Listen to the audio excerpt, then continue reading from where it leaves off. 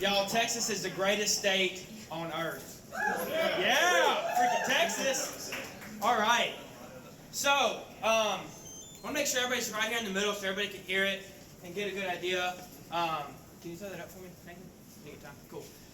So, I want to talk to you guys about something a little different today when it comes to personal branding. And that's the head game that comes with it. It is not something that is talked about near enough. And, I mean, at this point, I've had almost over 1 million views on all my content.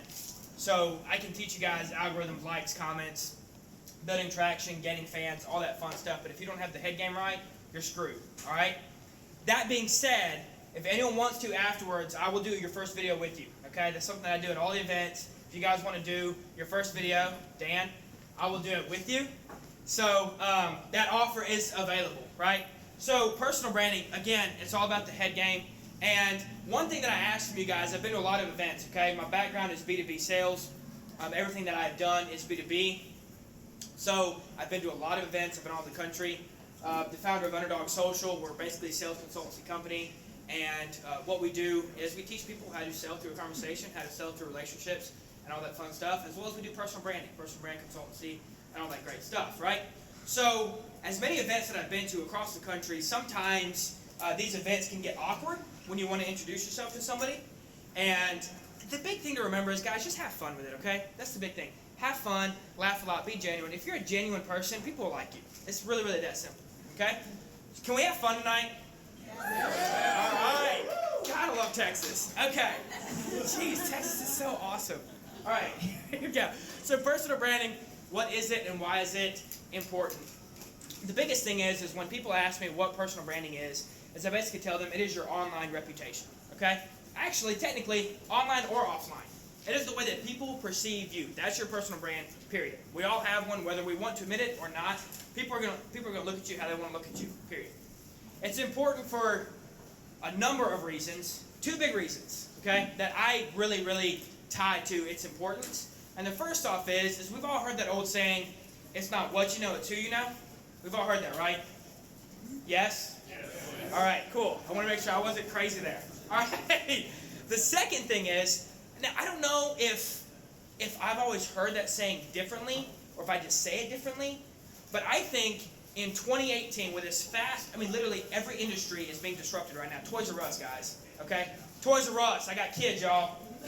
All right? Every industry is being massively disrupted. So I think in 2018 it's not even so much who you know as much as it is who knows you. You guys catch that? Yeah. So that's the first thing as to why personal branding is so important. Is because you have to, this could be if you're an entrepreneur, side hustler, freelancer, misfit, underdog, whatever you want to call yourself. Student, you want to get a job one day? I want to be the CEO of Microsoft. You're crazy, bro. You're dumb. Okay? You need to be able to have people know your name. If you work for a company and you want to work for another company at some point, people need to know who you are and what you're about. Not only that, but from the marketing aspect. Okay? Now, most of us have become sort of almost turned off towards big brands, kind of the household names. I got to set a timer on me, y'all. I was raised Pentecostal, okay? You don't want to give me a microphone. So some of these big brands, though, okay, some of these big brands have noticed this trend of where people kind of hide behind and they say, I don't want to work with just a household name. I want somebody real. I want to work with somebody who's actually there to help me. I just don't want to work with anybody. And there's a few big brands who have caught on to this really, really, really well. They've caught on to this trend of let me give you a face. Let me give you something authentic, real, and genuine. And once you get to know that person, then you can figure out the brand.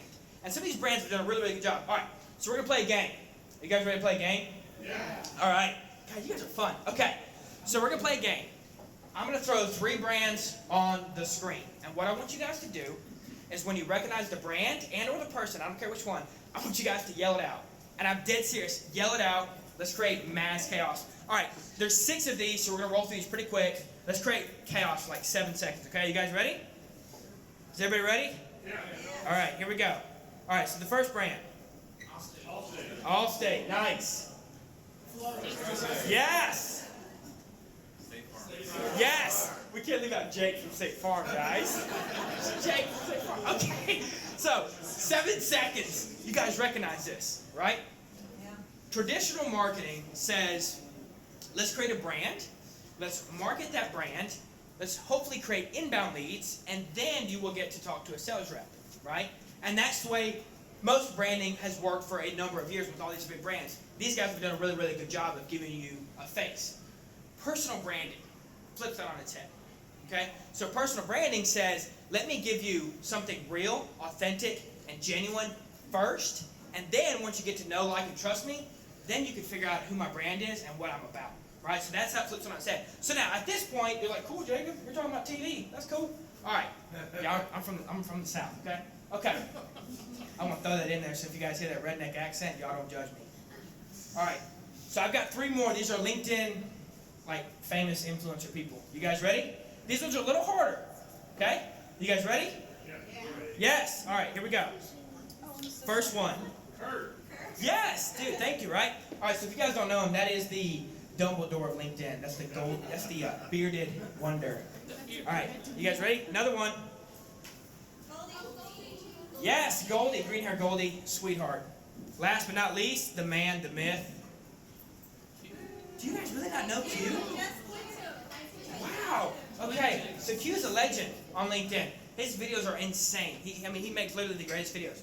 But what these guys have done, right, whether you guys automatically recognize them or not, and as I said, the personal branding is going to be a little bit harder, but these guys have drove traffic to their businesses like crazy. And what they did initially was they gave you themselves. They gave you that real vulnerable connection. And once you said, I like that guy, I like his content, I like her content, now I want to figure out who she is and what she's about. And these guys are crushing it right now with their businesses, okay? So there are 3 main things that I want you guys to take away from today. If you guys don't hear anything else I say, right, all of my silliness, I want you guys to understand this. The head game that we talked about a few minutes ago, that is so freaking important, okay? So the first one, self-awareness and self-acceptance. Oh, crap. Jacob's talking about knowing myself. Here's the sucky thing about self-awareness. I'm big on self-awareness. Here's the sucky thing about it. Once you know yourself, you find your problems. And then you have to fix them. And it's like, this is stupid. This is stupid. Okay? But this is so, guys, I don't care how much, video's hot right now. We all know that. But video may change. Images may change. Text posts, articles. I've been on the platform since all of it. Okay? They all may change. But if you don't have this right, then you're screwed. Period. Simple as that. And I know people, as much as I love them to death, they wrap their self-worth in a platform. And you will end up getting hurt every single time. Okay? This is why I am so big on the head game. This is not just with LinkedIn, guys. This is with your success as a whole. Right? You got to have your head game right. The second thing is know who you are, know why you're there, and then be okay with that person. Because ultimately what happens is when you're creating content and or engaging with other people's content. I'm a huge fan of not everyone has to be a content creator. I know I just said that, and my friends who are video creators will kill me for saying that. If you guys, again, self-awareness, if you're not good at video, don't do video. If you're not good at writing, don't write. I personally don't write a lot because I think I suck at it, so I don't do it. I do more video, right? If you say, hey, I'm really, really, really, really good at building relationships, then engage in the comments. The relationships are built in the comments either way, every single time. That's where the relationships really are, or in the comments, okay? Again, you got to know that about yourself, but ultimately what happens is whether you are creating content and or engaging with content, you are putting your opinion out for the world to see. And what happens when you put your opinion out there is other people are also allowed to put their opinion on your stuff, and if it just so happens that they're rude, you call them trolls. So what I did is, trolls don't get, y'all, I got a troll on my very first video. And I'm so proud of it. I made an award about it. I'm really happy about it. But I didn't think to save it. So in preparation for this keynote, I had to go back and find some of the most, guys, I'm up to almost 1 million views on my content at this point. I've had my fair share of trolls. But these 2 stuck out. So I want to just read it to you, okay? So this one says, eye candy, junk content, nothing to do with LinkedIn. Other than to get looky looks. Cool. Apparently he's a doctor as well. And the reason why I left his name up there is because this video got 50,000 views. So apparently he doesn't care about his name being in front of all 100 of you. Okay? What was great about this video was, I think this one got about 50,000 views. Right above, about 5 comments above his, was Bridget Hyacinth. And she said, this is the most creative, funny, and engaging video I've ever seen. Now I'm not saying I memorized that quote or that comment verbatim. I'm just saying she has 700,000 followers, okay? All right, So, the second one, this prick here. I hope I never meet... Y'all stop. All right, this is my redneck talking. All right. I hope I never meet this bloke at a networking event or anywhere else. What a pain in the backside. I don't know where he's from, but I haven't seen any of the dated stereotypes he describes at a networking event for a number of years. Okay, so I got to about this dude, and apparently, you can see I didn't respond, but apparently some other dickhead liked it, so screw that guy too. But, alright, so, y'all, we can be real here, okay? I mean, we in Austin, Texas. Alright, what I understand about him is he said, I hope I never meet this bloke, as if this bloke wasn't the person posting the video of himself talking on his own profile. I don't know why he just didn't say, hey, like, you're an idiot. Nonetheless, apparently he needs his grammar checked. Know who you are, know why you're there, okay? Because what happens is you will face opposition, period. And don't let this stuff get to you, right? We're all laughing about this because it's funny. And the very first video that I ever created, there was one, this guy said, change your shirt. He's like, I don't like plaid. Go with stripes, maybe horizontal, not vertical. What else did he say? Oh, grow a chin strap beard. All right? I will work on that for you, sir. So, nonetheless, you guys got to know who you are, right? The second thing that I want you guys to understand is your profile is your website. I get between 100 to 150 connection requests per week, and I'm no hotshot. So you can imagine you're connecting with some of these hotshots, they're getting thousands every week, okay? So, having your profile filled out correctly is so important. Again, if this is your website, if you are drawing people to you from your content and or your comments, then you want the people to have somewhere to go and to learn more about you when they want to check you out. And that's your profile, guys. That's it. You have everything right there. So the first thing, all right, you want your headshot. Creative, sexy, and fun. All of which I think those are. That's what my mom says, y'all. I'm holding on to it, okay? You want a nice headshot. The second thing is you want your name. Please do capitalize the first letter. And come on, guys, this is grammar. I deleted like 1,800 requests today that didn't have that, right? It's simple stuff. The headline. That headline is so freaking important. Who you are, what you do. I got it in 9 words. Branding and sales strategist, keynote speaker, founder of UnderDog Social. It's 9 words, clear, concise, and to the point. I try to do my best to like look through the profile and see if they're real or if they're a bot or if they're a real person. If you don't have a headline or if your headline's in all lowercase, I'm not clicking on it. I'm sorry, I'm just not. I'm entirely way too busy. Get that part right, guys. Then your summary. This is the part where you get to talk about you. And we all love talking about us, right? So, in your summary, I'm a huge fan of people by why you do it and not what you do. So I always talk about why I started UnderDog Social. Then I talk about what I do, the workshops that I teach, right around, conversational sales, the personal brand consultancy, storytelling, getting your message out there, gaining traction, all that fancy stuff. And I have a place for you to contact me. I also have a little line there that says I'm a fanatic lover of Chick-fil-A. Y'all know who Chick-fil-A is? Yeah. Y'all, I live in the Midwest. They don't know Chick-fil-A. I know. Thank you. Thank you for that.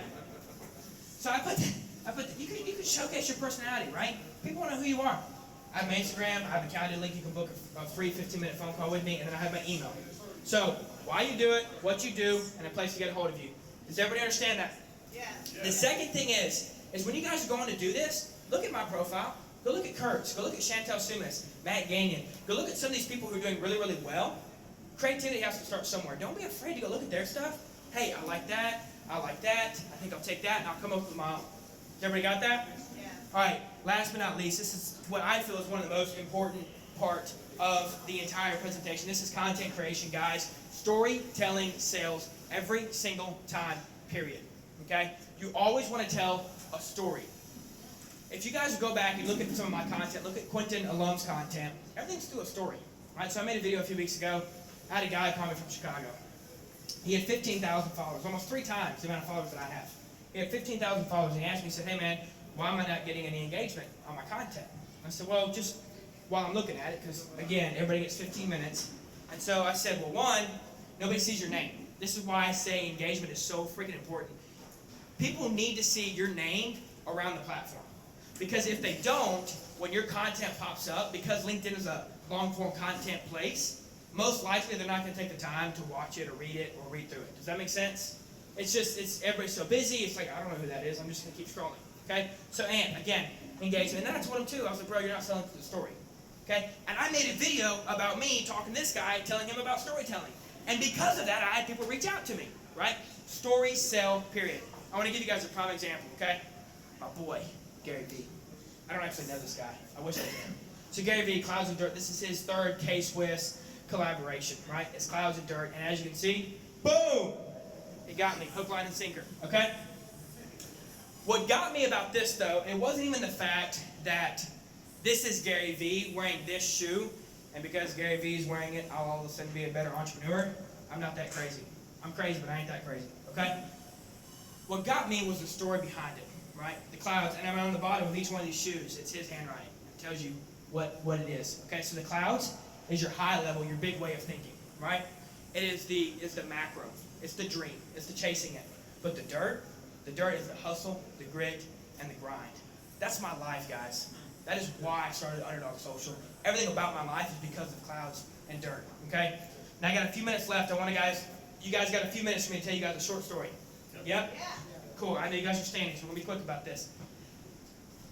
I like to tell people that I am a blue-collar worker in a white-collar world. I was raised working. That is all I know. All I know is hard work. That's simple. That's all I know.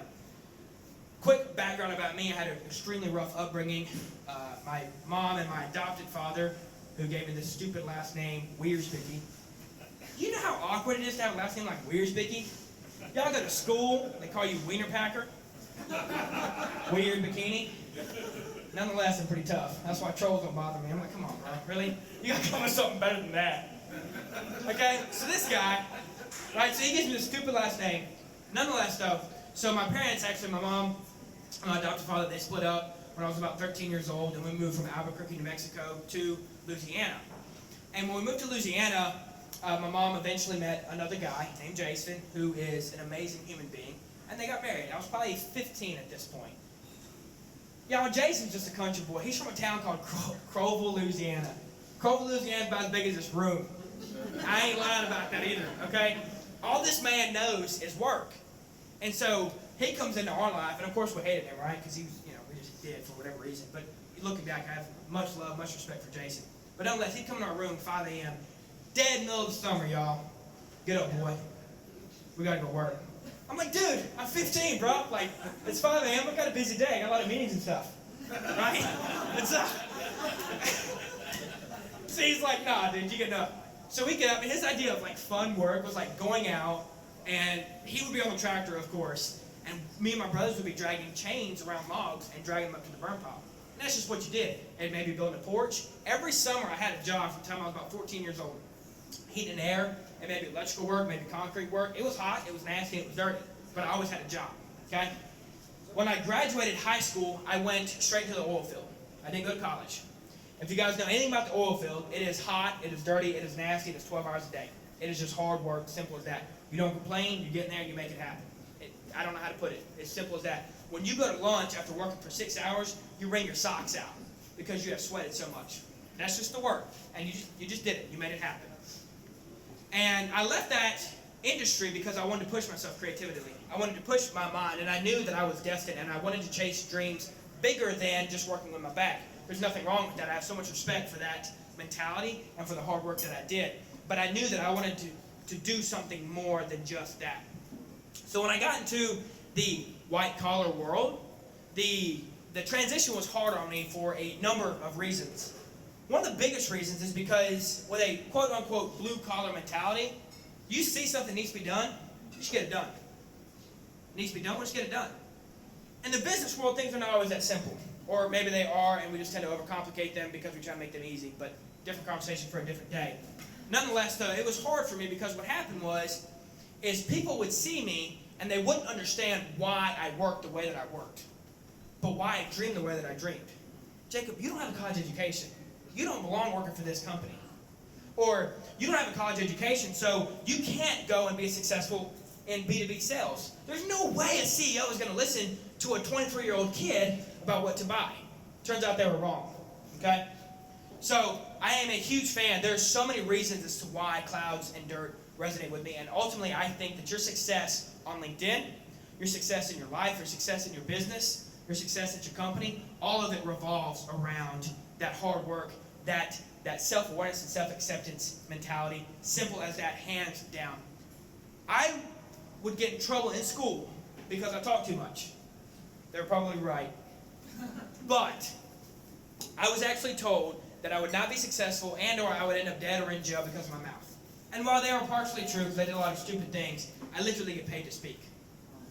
So my point is, when I tell you guys, I'm such a fan of that underdog, that misfit, that ordinary freaks mentality, that if you want something bad enough, you can make it happen, right? And last but not least, I want to show you guys, these are my social profiles. I ask that you guys connect with me on there. Send me a message. Let me know that you met me here. On Facebook, I have a group called the Underdogs. The number one rule to the group is there is no selling. It's a free group. Nobody is in there to sell anything. It is simply a supportive community, and that is it. The second thing is, when you guys walked in, I hope you guys each received a wristband. If you didn't, please grab one when you walk out. They're right there in that bucket, okay? The wristband says nothing on it but hashtag the Underdogs. And the reason for that is because something that I have learned in my life is when you start to challenge the status quo, you receive opposition. Because what has happened is society has created a model for success. And if you don't fall within that model, you receive challenge and you receive people judging you. Even on LinkedIn, if you're trying to create a personal brand on LinkedIn, people look at you like you're crazy because LinkedIn is a non-content creating platform. Y'all do understand that, right? Does everybody understand that LinkedIn is quote-unquote not supposed to be a content platform? So if you are creating content on there, you're already standing out way from the crowd. There are 72 hours of YouTube content being uploaded every minute. It would be dumb for you to go to YouTube. Just being honest. You're on LinkedIn, you are standing out like the purple cow in the field, y'all. That is really, really smart, but with that comes a lot of challenges, right? And so what happens is I want you guys, there's two things that I believe, that I've seen with my life. When you start to challenge the status quo, when you start to redefine the lines that society has created, you receive opposition for two reasons. First reason is people simply don't believe in you. Right? You want to create an iPhone? Nah, that's stupid. A ride-sharing app? You think strangers are going to get in your car? Nope. Stupid. Uber. You want people to come sleep in your house and make it rent out? You're an idiot. Airbnb. Now, I'm not saying that you guys are all going to be these startup unicorn billionaire. I'm not saying that, okay? But what I am saying is when you start to redefine those lines, when you start to redefine the lines of status quo, you receive opposition because people don't believe in you. And the second thing is because they simply don't understand you. Because some people were raised in this model of status quo that says I go to high school, I get a good college education, I find me a good company, graduate, work my way up within that company, and I retire somewhere in there, I get married, I have kids, and I live happily ever after. And while there is absolutely nothing wrong with that model of success, if that model works so well, everyone in this room would be happy, go lucky, and just living on fairy tale land. But the truth is that model of success does not work for everyone. And when you decide to break outside of that model, like creating a brand on LinkedIn, people start to judge you. Guys, self-awareness, self-acceptance, I've got that all day long. I'm blessed, I'm happy, and I'm grateful to be going where I am going. But I can tell you without a doubt in my mind that on some days when the people closest to me don't understand where I'm going, things get hard. When everything goes wrong and the wind's in my face, things do get hard. And on those days, I want you guys to A, be in the Facebook group so you have that supportive community. And second, I want you guys to look down at that wristband. Remember that you're not alone.